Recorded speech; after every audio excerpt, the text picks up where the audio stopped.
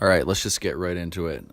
So you're going to take your cap off the tube, and your plug, there's going to be a plug with a hole in it. Now, there's a couple ways that this can be done.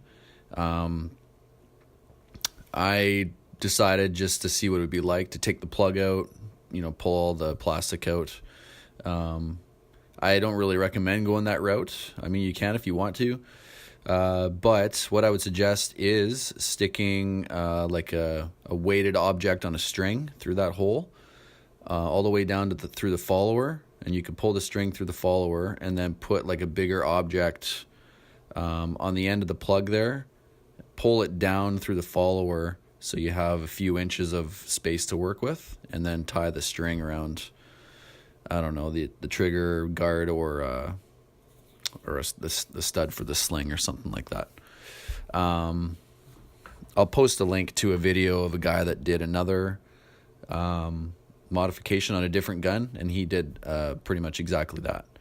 But what I'll show you is sort of what I think is the hard way, which is taking out this plug, and then the spring comes out, and then you can then cut a couple threads off. So let's get going. What we're going to need is some tape, a hacksaw, a square, some sandpaper, a wood dowel, paper towel, and a file.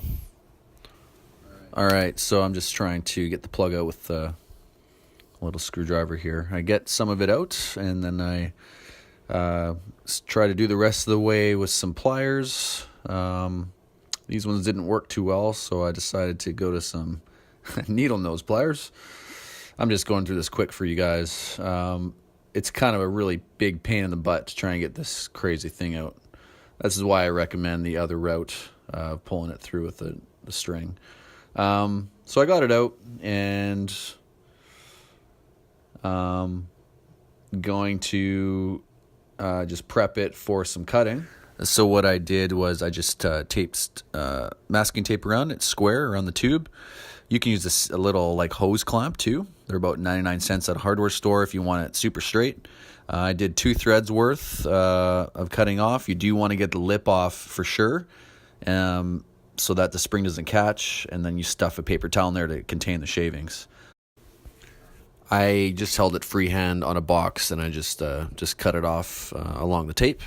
It's a bit crooked. At this point, I think if you really want to make sure that's going to be a tight fit with the extension, I would put the barrel back on.